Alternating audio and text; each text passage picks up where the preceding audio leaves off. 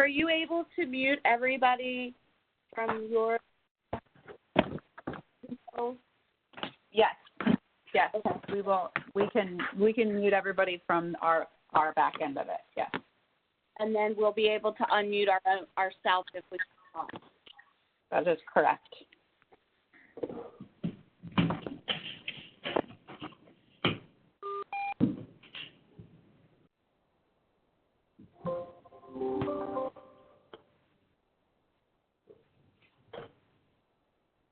President Leonard, are you comfortable if I start with roll call just to determine that all of the elected officials are on?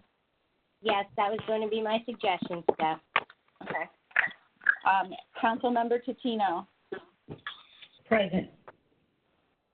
Councilmember Griffin. Here. Councilmember Flanagan.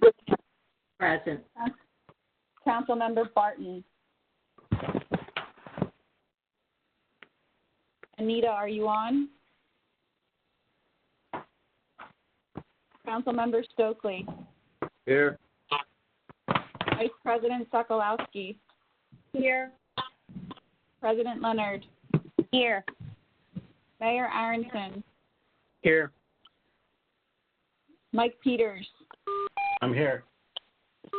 Eric Johnson, zoning officer. Here. Bobby Joe Merciades. Here. Okay. Anita, are you on? Okay, Yes, I thank am. you. Okay, President Thank you. Leonard, we are good to go. Okay, thank you. By the authority vested in me, I hereby declare this meeting of the Conshohocken Borough Council duly ready and open for any business that may come before it. Thank you for joining us for our regularly scheduled public work session via video conference and/or conference call. At this time, I would ask that all participants, except for Borough Council, Mayor, Borough Manager, and Borough Solicitor, mute their audio lines. No public comment will be permitted during the course of the meeting until the designated public comment section located on the agenda. You will be notified during the meeting when public comments are permitted. You may also submit written comments via email to brogers@conshahockenpa.gov. A member of the Borough Administration during the public comment period will read public comments submitted in this manner for all comments. Please include your name and address for the record. It is of utmost importance that the public is given every available opportunity to participate in the meeting. However, if required, we will mute all audio lines due to any inappropriate comments or behavior during the remote meeting. Borough Council and Administration, thank you in advance for your cooperation during the remote meeting. We hope that everyone in our community is staying safe and healthy. Council members, reminder to please state your name for the record after making a motion or seconding a motion. Like, I'll make that motion, Barton. I will second motion, Stokely, etc. Thank you. So for our items on the agenda,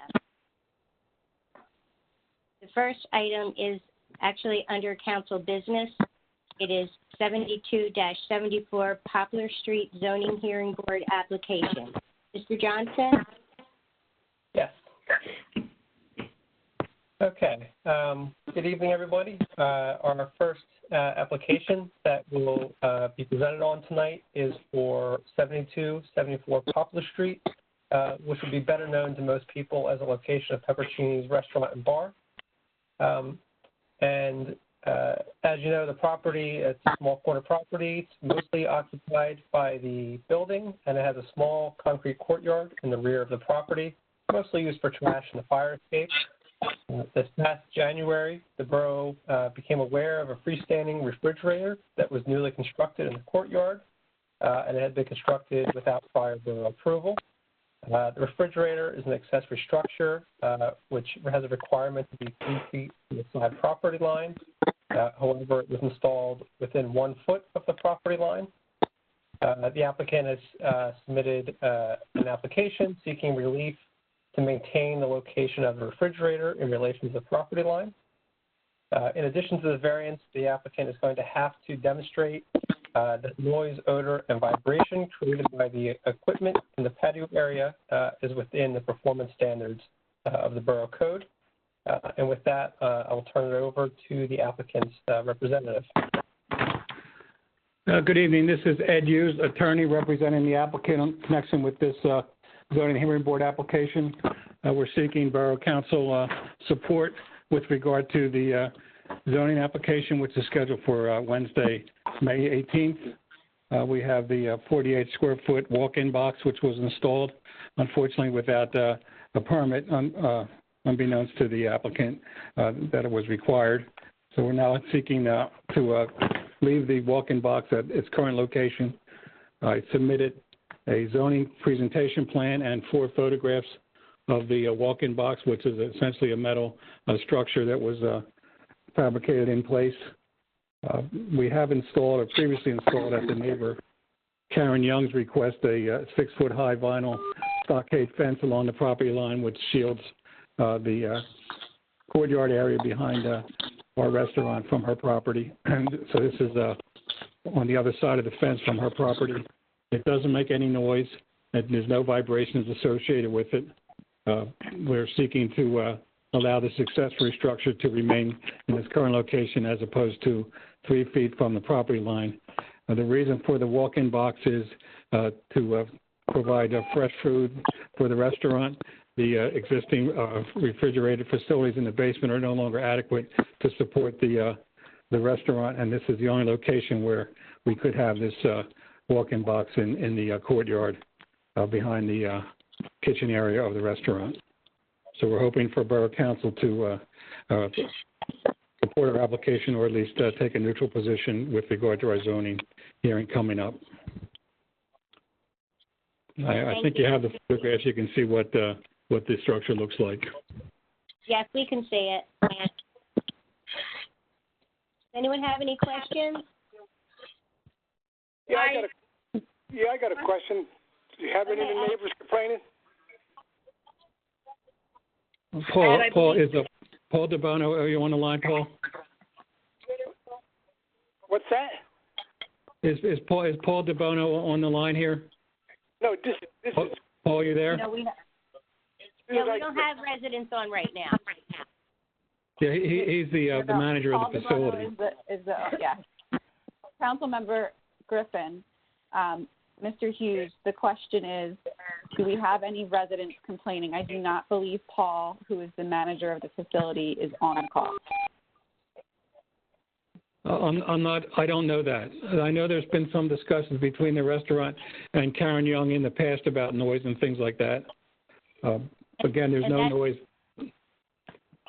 coming out of the refrigerator. Can you clarify what action was taken to rectify Ms. Young's complaint? Well, again, I'm not sure if the installation of the fence was in relation to the complaint or not, but recently the 6-foot high white vinyl stockade fence was installed. And I'm told that she was happy about that. There is some noise from the Ancel system exhaust unit there that exhausts into the courtyard. My client, Paul DeBono, tells me that some decibel ratings he read indicate that it's within acceptable standards, the small amount of noise. Okay, and did Paul actually get letters of support from any of the residents?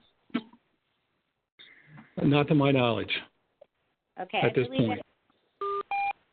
I think that was something that was asked to get done or required.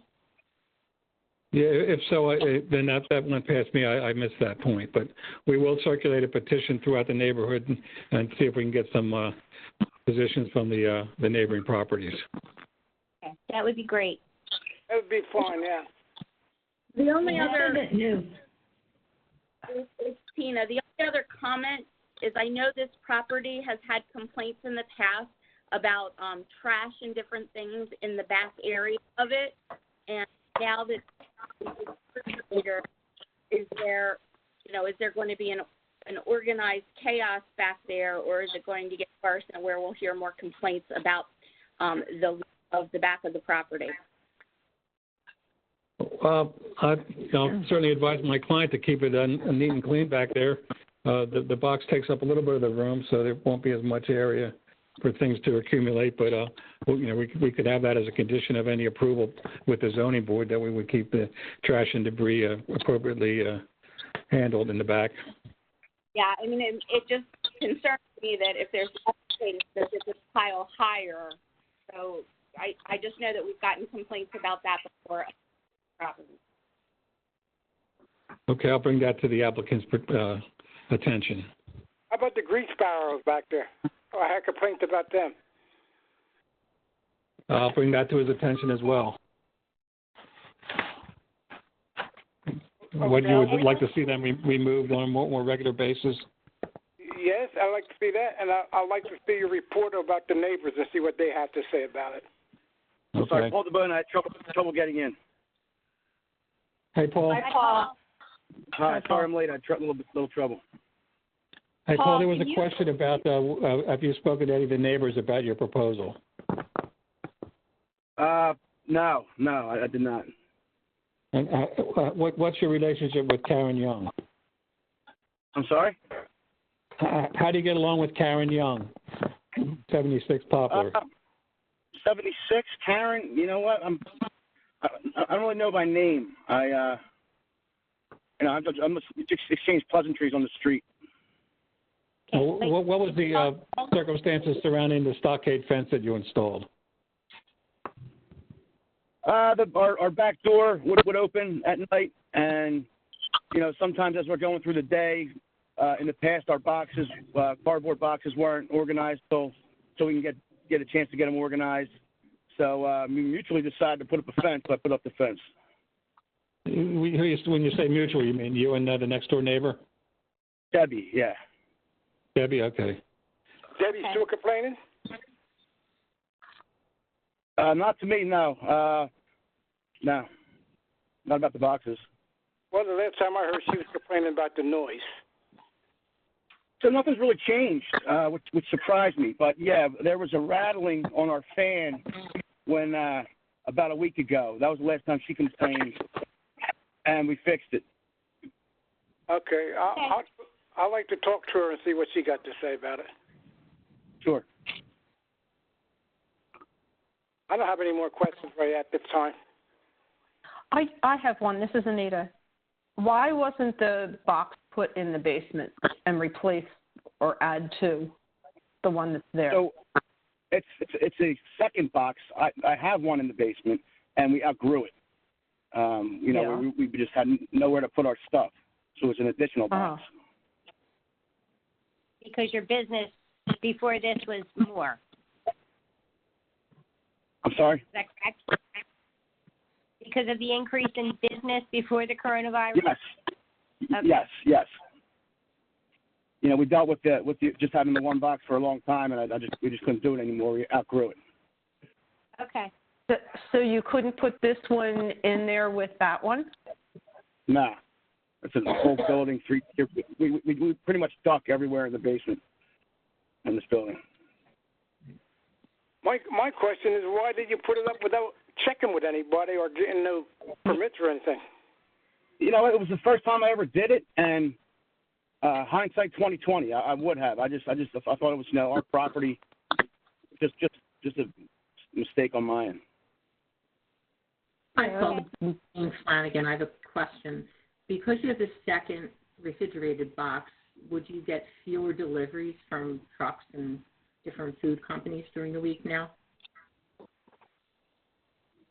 No, it's all fresh product, and it still seems to come in, twice a week from several different companies. Okay.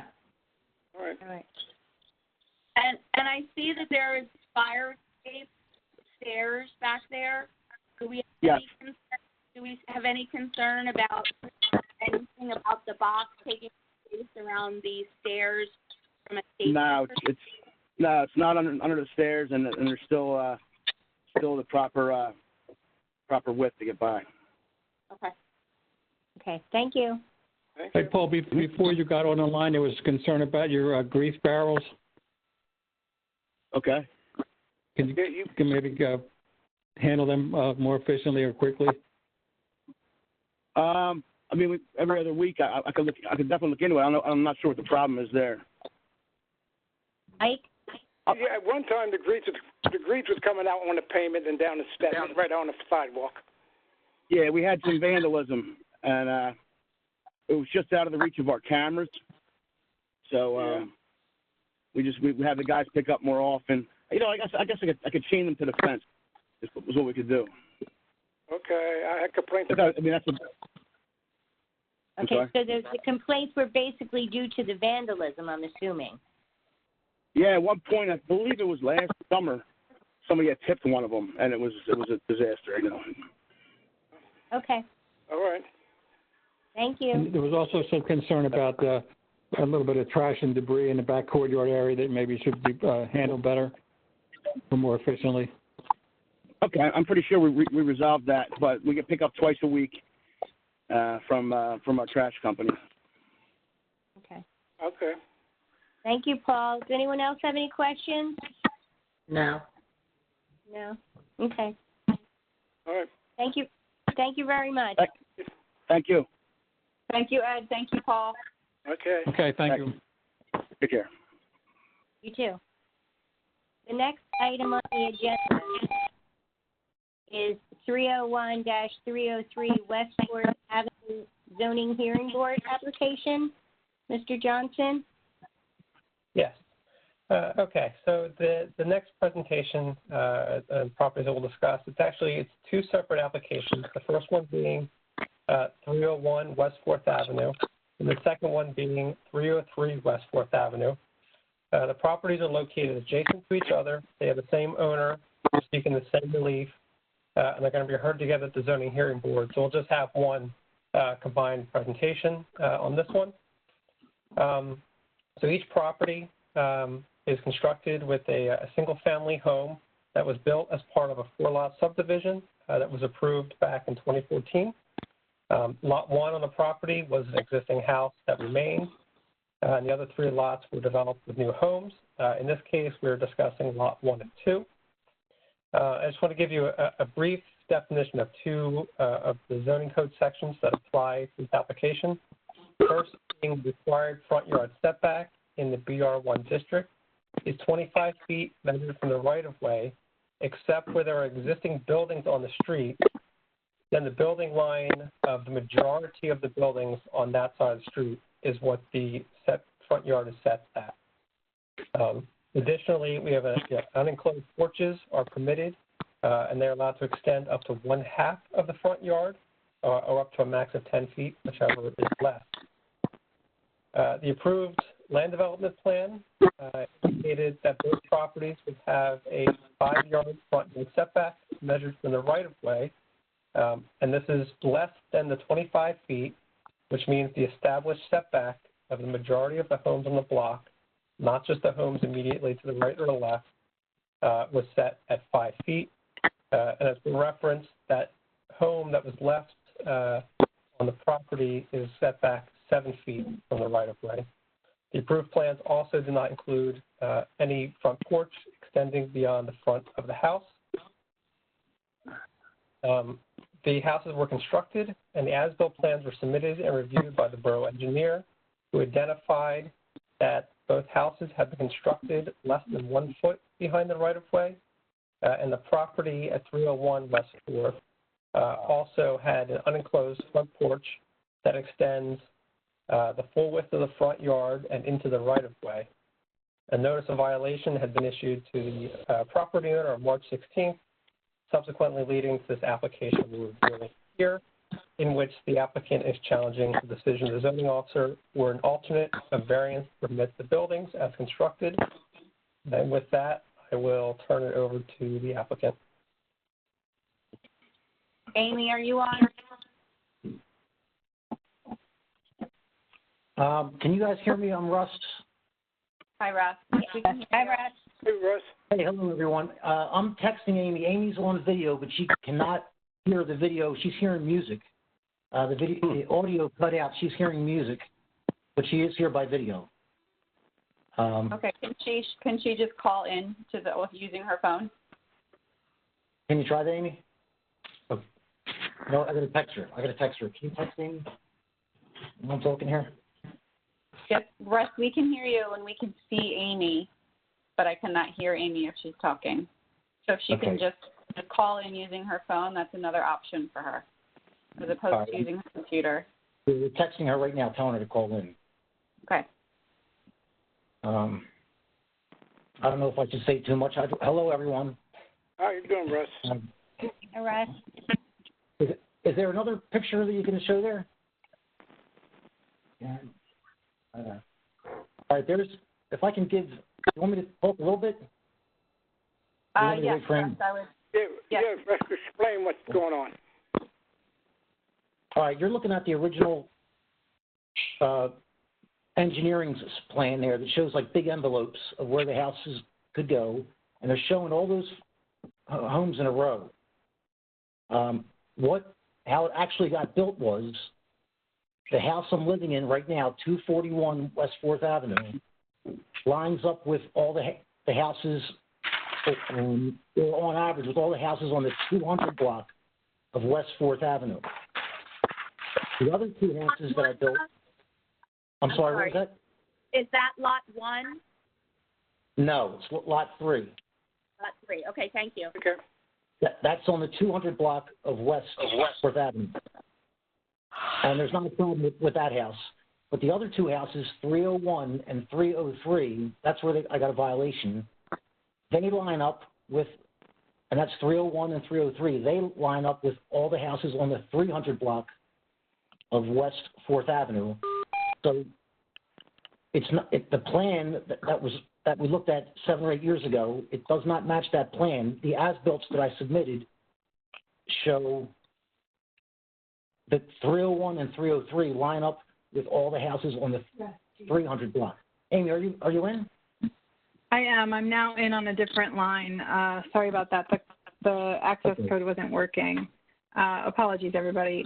So I think, as Russ, I suspect, was explaining, this is really a pretty simple. It's not even a notice of violation, although that's how it's sort of prefaced before the zoning hearing board. When we came in 2017, we received land development approvals to subdivide the property into 4 lots and to construct 3 homes on lots 1, 2, and 3. The as-built plan for this site, or I guess actually we can start at the record plan since that's the plan that's up on the screen now. Sorry, go back one. The record plan contemplated a 5-foot front yard setback, which would align with the existing lot 4 residence. If you can then go to the next slide, please. On the as-built, you can see that the houses on lots 1 and 2 were actually moved forward to a little, slightly more than a 0 foot, but less than a 1 foot setback at the front yard, which aligns those existing residences with the predominant frontages on the block. And that's specifically what the zoning code asks us to do. It asks for either a front yard setback of 25 feet from the ultimate right-of-way, or where there's an established building line, the building line of the majority of the buildings on the block, on that side of the block, shall be used. So that's actually what was done when these were constructed. So it's really a determination from the zoning board that the 2 residences as built still comply with that zoning code provision, and they do, in which case then the record plan can just be amended to match the as-built plan. And we have a couple of slides with photographs there. You can see that these residences line up now as the zoning code contemplates. There should be a couple more slides that show you the same. There we go. That's one of the new residences. You can see as you look down the block there, and again there, that's looking straight down those blocks. The middle of the block back towards where we built. I'm sorry. So, That's okay. Mr. Johnson, did you just not tell us that most of the houses on that street have the other setback? So I do not. So as part of, I do not have the exact setbacks of each individual property on the block. Okay. So the location of the setback is usually established during the plan approval process, and the houses were not consistent with that setback. Okay. It was based on the information that was available. So, Okay. so Colleen, Are you referring to the plan that go ahead, The sorry. plan that was actually approved, in 2013? Or 14. 17. or 17? I believe they said 17. I have the signed record plan, which is dated 2014, is the record plan that was provided. Okay. So Colleen, what, the difference, for my clarification, the difference is there is a set plan approved by zoning and then the as-is plan that was done, which is different. Correct. Is that correct? Correct. Yes. So when the as-is plan was changed, that did not go before zoning. It does. Is that correct? That's correct, because the zoning code provides that you can align, or that you should align, those homes with the approximate frontage consistent along the rest of the block. So as built, we believe they comply with zoning. There was no front yard setback relief. Well, what I'm asking is, as-built was not approved. As-built is different than what was approved. Well, as-built is different than what was approved by council on the record plan for subdivision.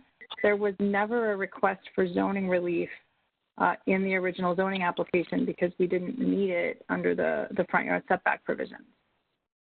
But the original plans didn't come up that far. Is that correct? Yes, that's okay. correct. That's what I'm asking. Okay.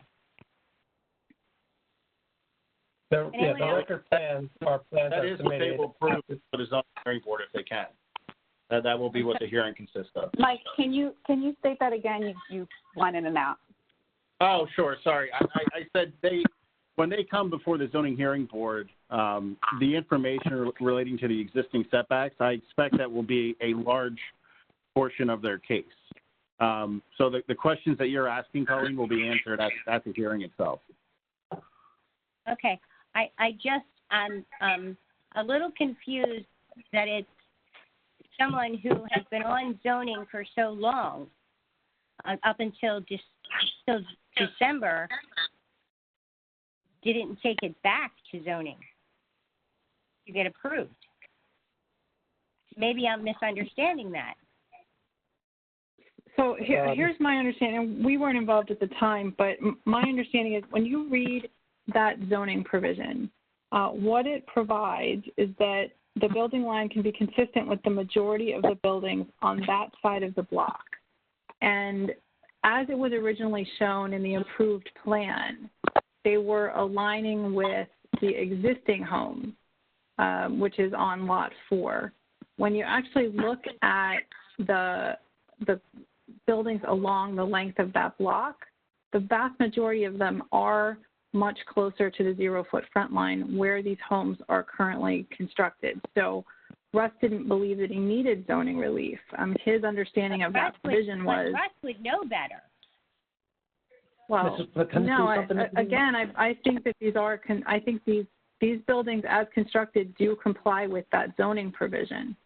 But not what he but approved. Amy, you don't build homes that aren't in compliance with the record plan. I think that's what Colleen's getting at. That's what I'm saying. And someone with his background would know that. That's just my opinion. Would you like me to say something? Sure. I know where you're coming from, Ms. Leonard, saying that, but when you look at these plans, it's not an architectural plan of like the homes I'm going to build. It's just an envelope of where houses are going to be, and the engineer, and it is my fault. I should have had this plan should have been made correctly back in 2014, but this plan has all the houses lining up with all the houses on the 200 block of West 4th Avenue. I lined the one on the 200 block with the 200 block, and I lined the two houses on the 300 block with the 300 block, because in my experience on zoning, I always thought you had to line everything up. So it is a goof of mine because it doesn't match that engineering plan, but in my zoning experience, I just thought you had to line everything up. And it's my bad, and that's why we're here. Okay. Well, I think, Russ, that calls into question you as the applicant questioning the determination of the zoning officer. If you are admitting the fact that there was a mistake that was made, then the determination of the zoning officer should not be the tactic or the strategy that you're moving forward with. It should be a request of the zoning hearing board to accept the changes to the record plan that you made. Okay. All right. So the request for relief was multiple, and I think Mike would agree this is often how zoning applications are presented in a case of a notice of violation. You appeal the determination of the zoning officer, you ask for a determination that the plan does comply, and you request a variance in the alternative if the zoning hearing board determines that the plan does not comply. And so that's what we did. So that's all before the zoning hearing board. It's up to them to decide if they agree that the two lots, Lot 1 and Lot 2, comply with the zoning ordinance because they align with the homes on that block. And if so, they can issue a determination that they do comply and that the only thing that has to happen is for that record plan to be amended. If they determine that it does not comply with the zoning ordinance and the zoning officer's determination is correct, then they have the ability to grant a variance or obviously to deny that variance if they were to go that route. So I have a question related to, I guess, the borough processes related to this type of land development / building. I'm assuming people are living in these houses now already? There's one still empty that I'm going to move into. Okay, but how do we get all the way to people living in them and identifying that there was a variance in the plans versus before or during when they're pouring the foundations to notice that there is a difference? What's our process to ensure that what was approved is actually what's being built is my question.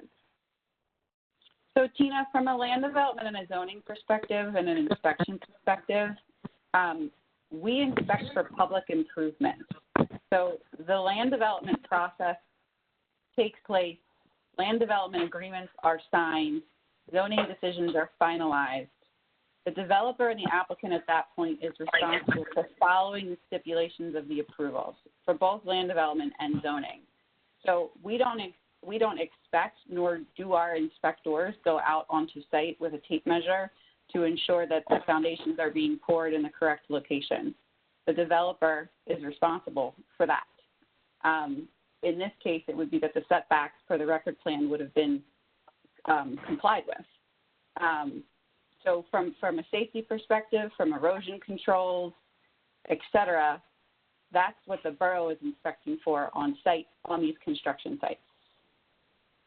And then the as-built plan comes in at the conclusion of the land development process, and the properties are inspected to ensure that they meet the record plan. And in this scenario, they did not, which is why we are here this evening.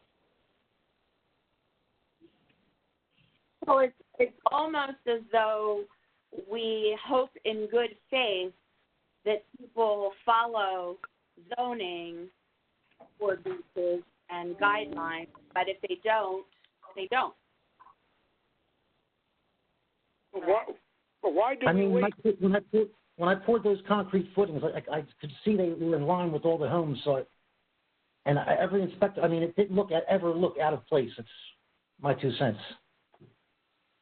Well, but you knew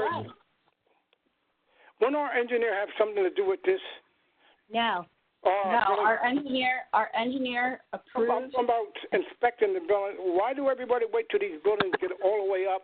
People occupy them, and then they bring all this up. Somebody should have caught it in between. I just answered that question. So the land development process, the land development agreements, the zoning decisions, all of the stipulation in those 3 documents are the responsibility of the developer. We as the borough, meaning our engineer and their inspectors, they inspect for public improvements that are included in the land development agreement. So the developer in particular is responsible for following what they've promised to the borough in the land development agreements and the record plans that they've submitted, signed off on, and certified with the county. All right. Okay. Does anyone else have any questions? No. No, I don't have any. Okay. Thank you. Thank you. So we'll move on to manager matters. Jeff, if you would like to take that. Sure. The first item on the agenda under manager matters is to consider ratifying Resolution 2020-11, which suspends the license application and fee requirements of the sidewalk dining license requirements. So due to coronavirus and the conditions that we are currently experiencing, the borough finds that it would be in the best interest of our restaurants that we suspend the cafe license, the fees, and the application requirements until 12/31/2020. I can tell you that this has been discussed with some of the restaurant owners in the area to date. They find this extremely favorable and are looking forward to when the governor gives us the directive that outside seating can be utilized by restaurants, that they'll have the ability to do so. So if you are inclined, I would ask that council consider a motion. Can I ask a question? Yeah. Go ahead, Anita. Regarding the spacing of the tables, who will be in charge of seeing that that's being complied with? So both our code department and our police department will ensure, and it's required in the writing in this resolution, that the establishments have to follow the CDC and state guidelines. And we'll check on that periodically? We will check on it periodically. However, it is each restaurant's responsibility to follow the CDC guidelines. So it's not the responsibility of the borough. Oh, I realize that. I was just double checking. So, Steph, I'm definitely in support of this, and I understand that, the restaurant, they have to hold the borough harmless for any liability or, and that they're responsible to secure their insurance coverage. But just curious, do we, and, we're waiving the fees, et cetera, but do we take the proof of insurance and we have that on file? Not in this scenario. Procedure. In this scenario, it's a good faith effort. Mike, do you want to jump in on that? Sure. So there's sort of two aspects to it. The first is that all of the regulations still apply. So they still have to have insurance. They still have to comply with the requirements for purposes of open passage on the sidewalks. But the proof of insurance requirement is a requirement of the application process itself.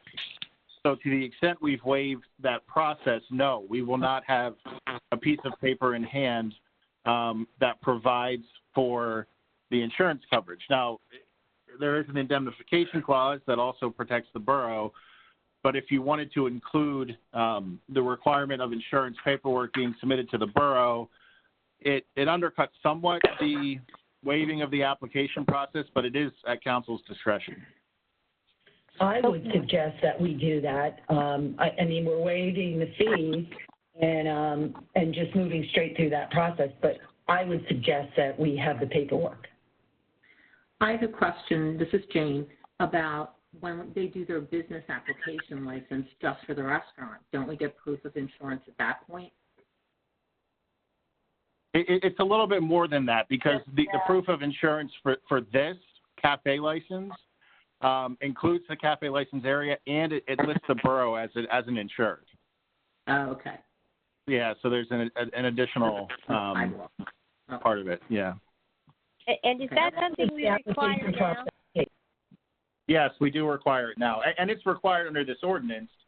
Okay. The proof is the only thing that's not required. So what you are doing is you are waiving that requirement specifically given the current circumstances. You have restaurants that are losing business every day, losing revenue every day, and this was an attempt to assist them to get them back on their feet when they're given the go-ahead to open. So, Karen, I understand the concern with us not having a piece of paper on file. If you're going to require that they file their proof of insurance, then you might as well have them complete the application process. I mean, can we put some kind of clause in there, available upon request at any time? You know, just having something in there that says ask at any time to see it. I don't know. Yeah, I mean, I think that's a great idea. I defer to you, but yeah, that's an excellent idea, and I can add that in. Let me see here. Any and all insurance coverage required to insure the sidewalk dining area, the use thereof for sidewalk dining, and I would add a clause, and shall provide proof of such insurance to the borough upon request. Yeah, I think that's a great idea. Sounds good. That is Yeah, a that great solves idea. it. That's great. Yeah. But I don't think anybody with any common sense would come in there to try to do that just to get a lawsuit. I wouldn't go there and sit next to somebody for a lawsuit. Right. Yeah. So, Okay, Karen, does that stipulation help your concern, satisfy your concerns? Yes, and why, thank you for coming up with that idea, Vice President Sokolowski. I like it. We can always That's beat great. themselves and stuff. Hope people use common sense. So, Mike, can they make a motion on the resolution with that stipulation added this evening? Yes, they sure can, and I will circulate a revised version tomorrow morning. Okay, I'll make the motion. Let's separate it first. So the motion is to ratify Resolution 2020-11, which suspends the license application and fee requirements of the sidewalk dining license requirements with the stipulation added that the insurance indemnification will be provided on a request basis by the borough. I'll still make that motion. Jimmy Griffin. I'll second I'll second it, Karen Tino. I'm sorry, who is the second? I was, Anita. Okay, thank you. Welcome. Motion carries. All in favor? Aye. Aye. All opposed? Motion carries. Okay, great. Thank you. I know that they will appreciate that news. The next item is to consider ratifying Resolution 2020-12, which temporarily prohibits animals in Marywood Park. As we're all aware, the governor of Pennsylvania has developed a phased reopening plan with red, yellow, and green phases.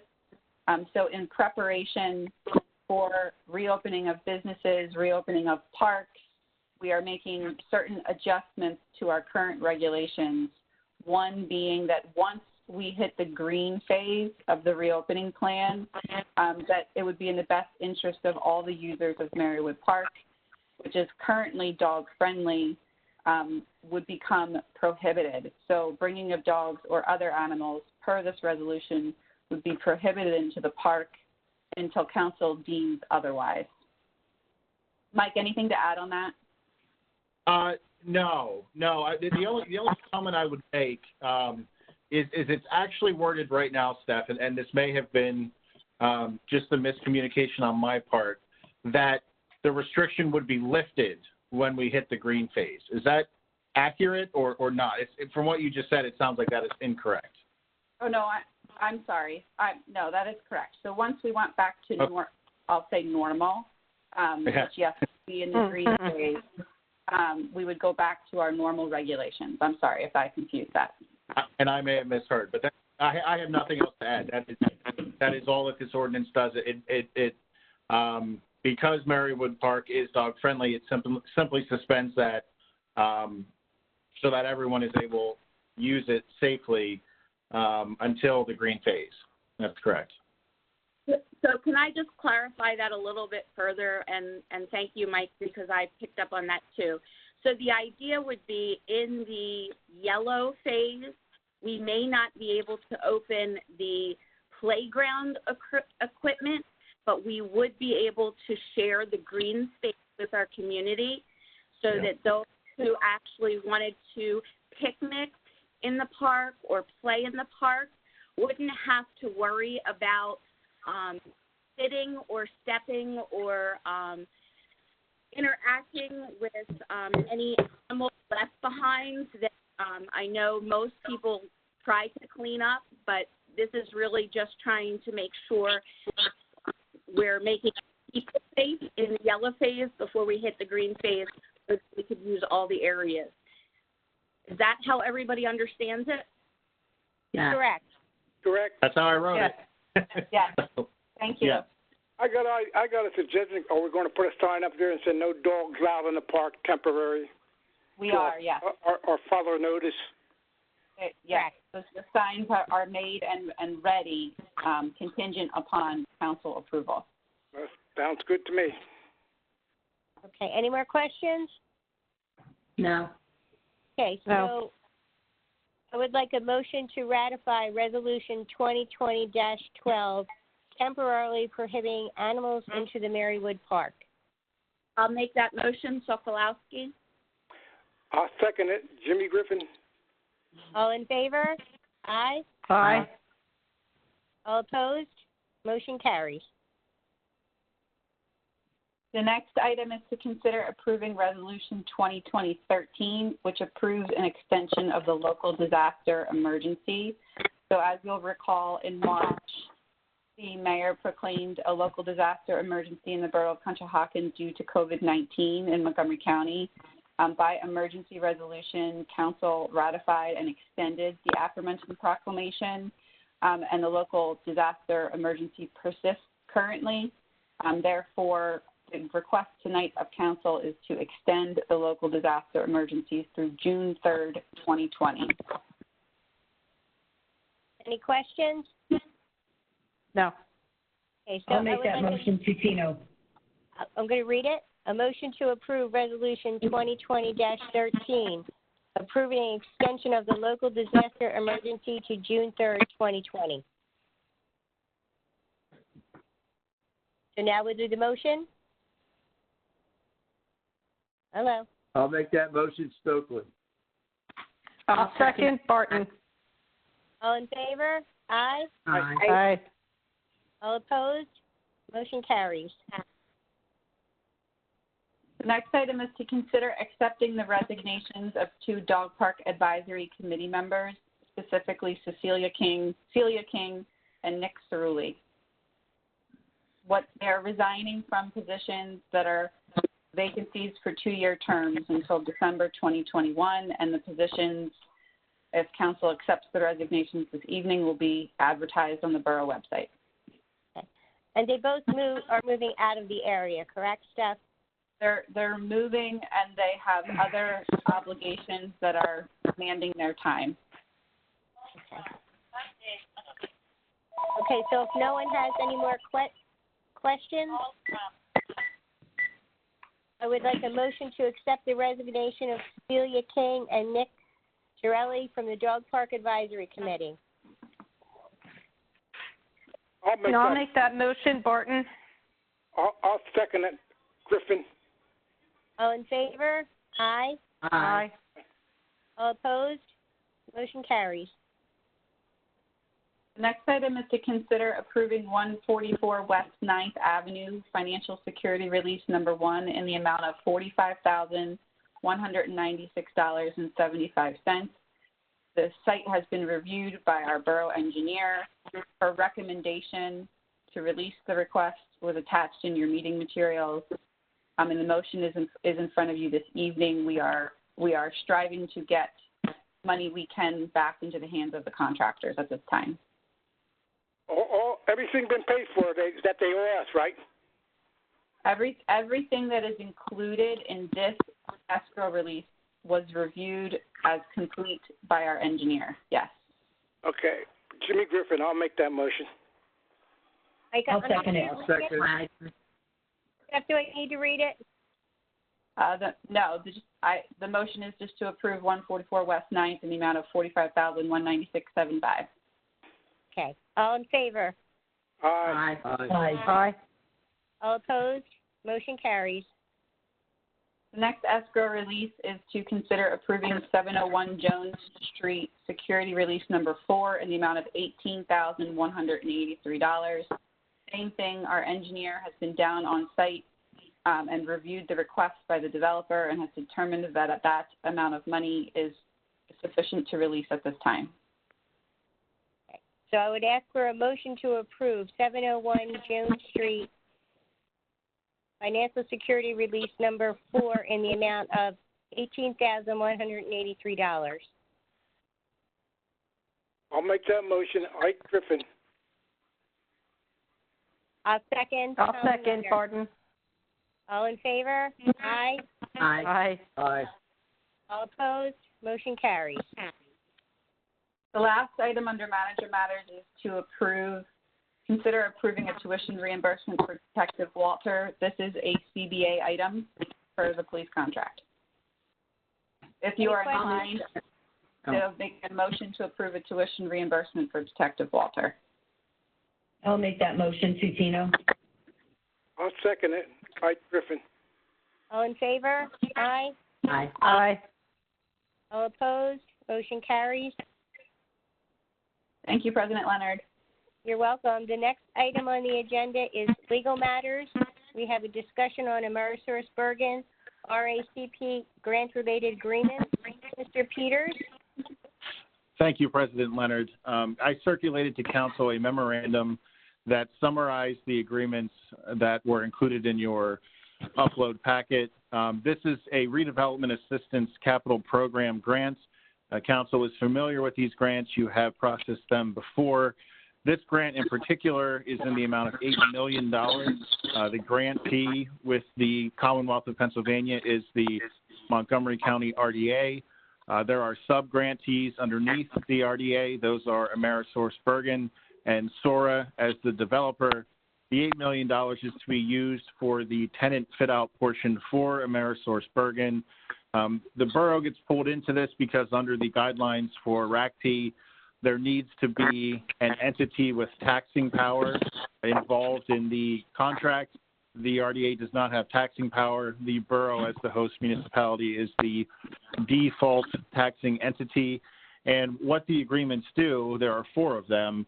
The first is a contract between the Commonwealth of Pennsylvania and the RDA that actually issues this $8 million and clarifies what the $8 million can be used for. And again, it's for tenant fit-out. There's a sub-grantee agreement where the RDA agrees that SORA and Amerisource Bergen will be given the grant money subject to a process where as the monies are spent, they're sent to the RDA for approval and for confirmation that the expenses are indeed qualified expenses under the RACP program. There's then a cooperation agreement, which is the first time that the borough gets brought into it. This agreement gives the borough the opportunity to also see those bills as they go up to the RDA so that the borough itself can confirm that all expenses are consistent with the RACP program requirements. And again, for tenant fit out for Amerisource Bergen, the cooperation agreement contains a provision where, again, as the taxing entity, the borough is responsible at the end of the day. And I'll explain why I said that in a moment. Should there be any monies that are expended for improper purposes. Now, Amerisource Bergen and SORA are on the hook first. So if there is an improper expenditure, they are the entities that are required to pay the Commonwealth back. But under the RACP program guidelines, a taxing body also needs to be on the hook, and that is the borough. So what we have done is the fourth agreement is a reimbursement agreement. It clarifies and reaffirms that AmerisourceBergen and SORA are responsible for any payments made inappropriately under the RACP program, and it also contains provisions that AmerisourceBergen and SORA will reimburse the borough should we have any expenses in connection with actually facilitating this RACP program. It clarifies that the borough can access SORA's site. We're already on the site because of our own inspections, but that we can access the site for purposes of confirming that the money was spent appropriately. So the biggies for council to understand, at the end of the day, as the taxing body, the borough is accountable. That is the same under the prior RACP programs you've been involved in, and every RACP program. The good news, there has been no municipality that has been held liable under one of these grant contracts. They tend to go very well. We have no reason to expect that this one will not as well. I believe, and Steph will confirm, that you will be considering this at your voting meeting in a couple weeks. But I am available to answer any questions now or, of course, via email as you continue to review the documents. Okay, does anybody have any questions for Mr. Peters? No. No. No. Okay. Thank you, Okay. Mike. Thank you And very much for your time. confirm, the document will be on your May 20th agenda for a vote. Thanks, Steph. All right. Okay, so Thank you very much. In the meantime, if anyone does have any questions, please reach out to Mr. Peters before the meeting. Okay. Yes, please. Okay. Can you make the documents shorter? Unfortunately not. But I'm happy to walk you through them if you want to. If you want to, before you go to bed or something, yeah. Yeah, it definitely puts you to sleep. Yeah. Okay. Thank you, Mike. Yeah, thank you. Thanks, Mike. The next item on the agenda is Council Member and Mayor Matters, Marywood Park Commission Centennial Event. Jane Flanagan? Yes. Well, as you all know, 2020 is the year we had planned to celebrate Marywood's wonderful legacy to us, Marywood Park. Unfortunately, with the current circumstances, we are still tentatively scheduled for November 7th, but the plan and scope of the event certainly will depend on where we are with being able to have events. So I spoke with President Leonard, and we will keep everyone apprised that as of right now, we're on hold. That's all. Okay. Any questions? No. Thank you, Jane. You're welcome. The next item is consider ratifying Proclamation 2020-03, Bells Across Pennsylvania Day for Mayor Aronson. Mayor Aronson? Thank you, Colleen. So this was an initiative from the Pennsylvania Association of Mayors. We've asked every resident in Pennsylvania on Sunday, May 3rd, to ring bells for 3 minutes in honor of our first responders and our frontline workers, and also to commit to bringing our businesses and civic life back again once this pandemic has passed. I'm happy to report that we were out in force on Sunday. Sarah and I were at 6th and Fayette, and we heard bells all up and down the street and all through the neighborhood. So it was very touching and very moving, and I had a few pictures come in of residents who are workers who were, in tears because of the celebration. So thank you for your support of this, and thank you to our residents for being a part of it. Okay. Thank you, Mayor Aronson. So I would ask for a motion. Go ahead. Nope, I just wanted to make sure that because we didn't have a council meeting prior to the event, the proclamation was put in place and needs to be ratified by council this evening. Yes, and we will do a motion to ratify Proclamation 2020-03, Bells Across Pennsylvania Day. I'll make that motion. Flanagan. Okay, all in favor? Aye. Aye. All opposed? Motion carries. Thank you. So we're now going to move to our public comment section. Do we have public comments? So, Colleen, we received public comment from one individual via email submission. Okay. John Costello of 413 East 10th Avenue writes, does council know if the change in voting locations is temporary or permanent? If permanent, is council in favor, especially for wards 5, 6, and 7 that will now be voting in Plymouth Township, not Conshohocken?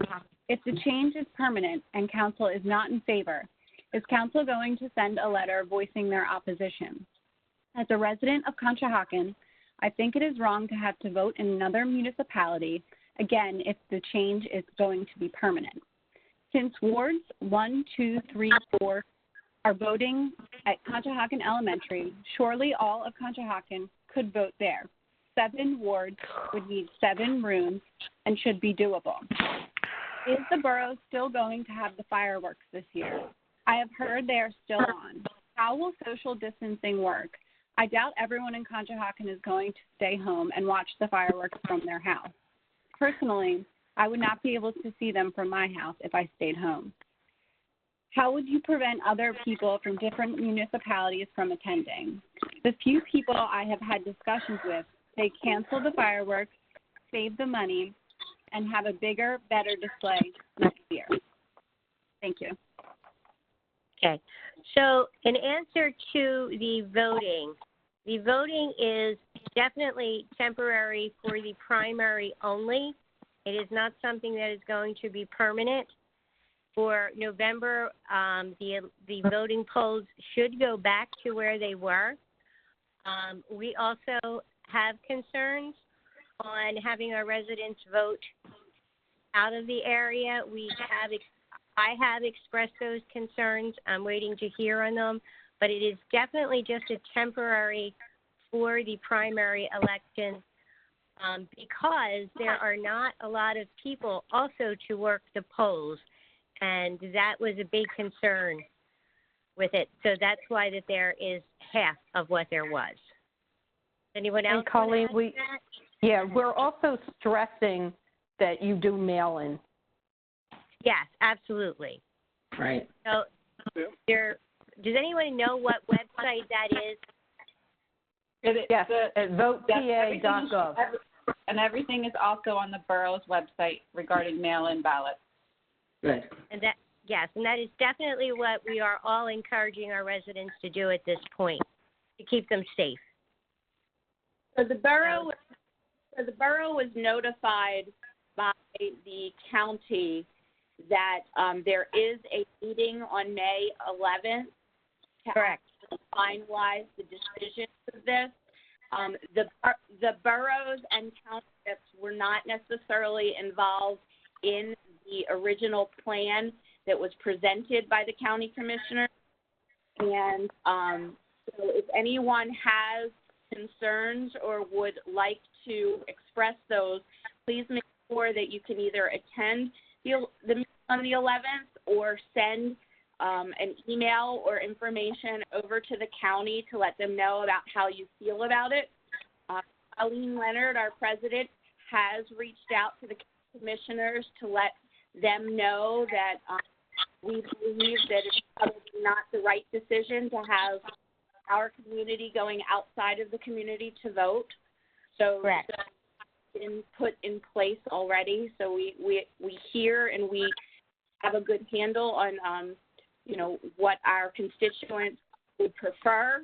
We're just waiting to see what the county's decision is in the end. Okay. Thank you, Tina. Steph, if you could address the fireworks. Of course. So right now, our emergency management team meets on a daily basis regarding coronavirus and effects and plans and strategies for our community. One of our daily conversations are special events. I can tell you that the 4th of July fireworks has been a topic of conversation, and we continue to evaluate and monitor the situation when it comes to final decisions as it will relate to fireworks. So as we get closer to the date, the borough will communicate out information regarding that specific event once it is finalized and planned accordingly. Thank you, staff. Do we have any more questions, comments from residents? Brittany, did you receive any other written and submitted? No additional submissions. Are there any individuals on the call that have a public comment they'd like to make at this time?